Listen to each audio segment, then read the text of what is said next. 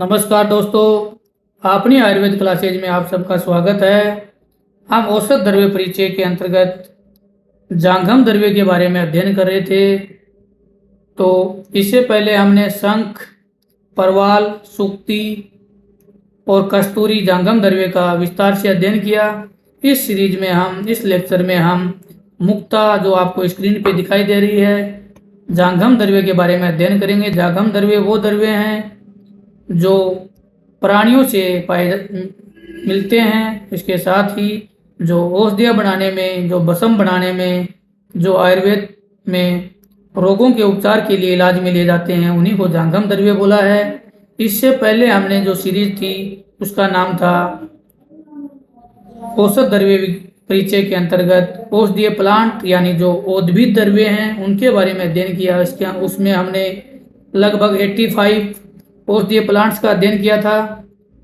और जो next series अपनी रहेगी वो यूनानी के अंतर्गत आने वाले औषधीय प्लांट हैं, उनको जानेंगे। और इस सीरीज में हम जान रहे हैं जो जांघम द्रव्य हैं उनके बारे में। तो जांघम द्रव्य हमने रस शास्त्र की जो सीरीज थी उसके रत्न वर्ग के अंतर्गत भी इसका अध्ययन किया था। तो अभी स्क्रीन पे आपको दिख रहा है मुक्ता, जिसको मोती या पियल भी बोलते हैं। तो इसके अंतर्गत हम पर्याय, परिचय, इसकी योनि, ग्राह्य मुक्ता, मुक्ता की जो आयु है, इसके दोष, प्रभाव, मारण, पिष्टि, बसम, योग, इन सब के बारे में अध्ययन करेंगे। तो संस्कृत में जो मुक्ता है इसको बोलते हैं मुक्तिकम, हिंदी में मोती, इंग्लिश में पियल। और केमिकल जो इसका फॉर्मूला है ये है कैल्शियम कार्बोनेट। यानी हम अध्ययन कर रहे हैं मुक्ता यानी मोती के बारे में। तो मोती की जो हार्डनेस है ये 3.5, जो आपेक्षिक घनत्व यानी रिलेटिव डेंसिटी है ये है 2.65 से 2.89। मुक्ता के जो पर्याय हैं मुक्ता, मुक्ता फल, सुक्तिज, शशि रतन, शशि प्रिय और सुक्तिज बोलते हैं हम इसको। इसके साथ ही परिचय में आपको ये दिखाई दे रहा है, ये मोती है जिसको मुक्ति भी बोलते हैं। ये सफ़ेद चमक युक्त इंद्रधनुष के जैसे रंग फैलने वाला गोल और मृदु प्राणीज रतन है, यानी जांघम है, इसलिए इसको प्राणीज रतन बोला है। सीप के खोल के अंदर के भाग में मोलस्कस जाति के जंतु के स्राव से मोती बनता है। तो ये भी एक समुद्र में पाए जाने वाला जो मोलस्कस जाति का जंतु है उसके स्राव से ही बनता है। जब इस सुक्ति के अंदर का जीव मर जाता है तो इस सीप को फाड़कर उबालकर इसका मांस निकालकर मोती को हम बाहर निकाल लेते हैं। किसी कठोर या सख्त वस्तु के रगड़ से ये टूट जाता है। अम्ल द्रव्यों के संपर्क से इनकी चमक और आकृति नष्ट हो जाती है। अतः मोती के आभूषणों को रेशम आदि की बनी हुई गद्दी की डिबियों में रखा जाता है। तो जो मोती होते हैं, जो मुक्ता होता है, ये बहुत ही कॉस्टली रतन है, साथ में ही कॉस्टली औषधियों के रूप में भी काम में लिया जाता है। तो इनको जो रेशम की बनी हुई गद्दी की डिबियाँ होती हैं उन्हीं के अंदर रखते हैं, संभाल के रखते हैं। ये ईरान, जापान, ऑस्ट्रेलिया, श्रीलंका, इनके समुद्रों में पाया जाता है।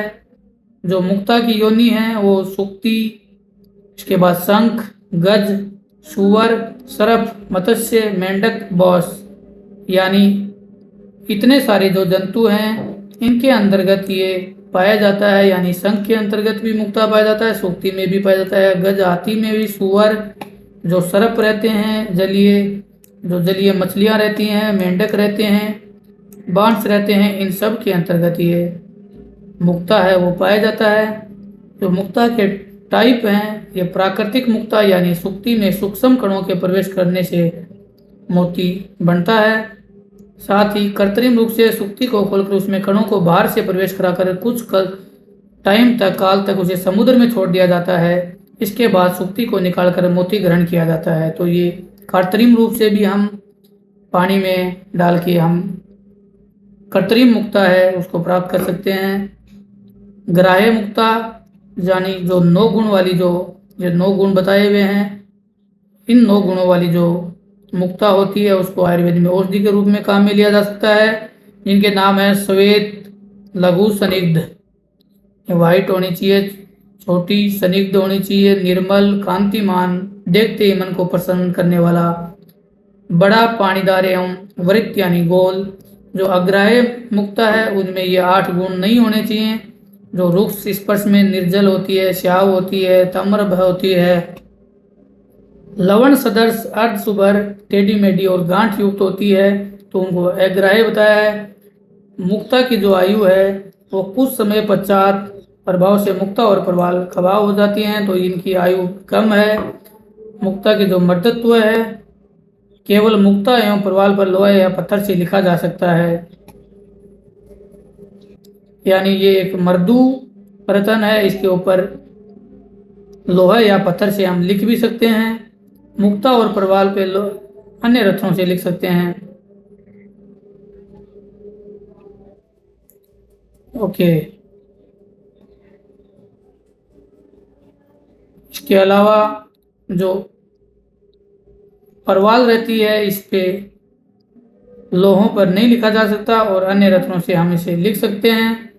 तो मुक्ता के लिए सावधानी है, ये साधारण अमल, इनके संपर्क में आने से जल्दी इसकी चमक नष्ट हो जाती है, किसी वस्तु के रगड़ने से ये टूट जाती है। अब है मुक्ता के दोष या दुष्प्रभाव। तो मुक्ता के 2 दोष हैं, इनका नाम है सुक्ति खंड, यानी जो सुक्ति जो खंड रहती है वो कष्टदायक है। मत्स्याक्ष यानी पुत्रनाशक रहती है, जो जठर है दोष है तो ये मृत्युदायक। विद्रुमच्छा है तो वो दारिद्र्यकार। त्रिवर्त है तो वो सौभाग्यनाश। एंड चिप्पिट आकृति की है तो वो प्रज्ञा विध्वंस कर।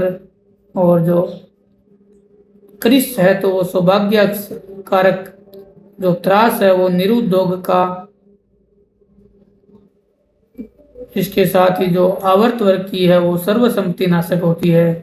तो ये थे दोष और दुष्प्रभाव मुक्ता के। तो मोती में हम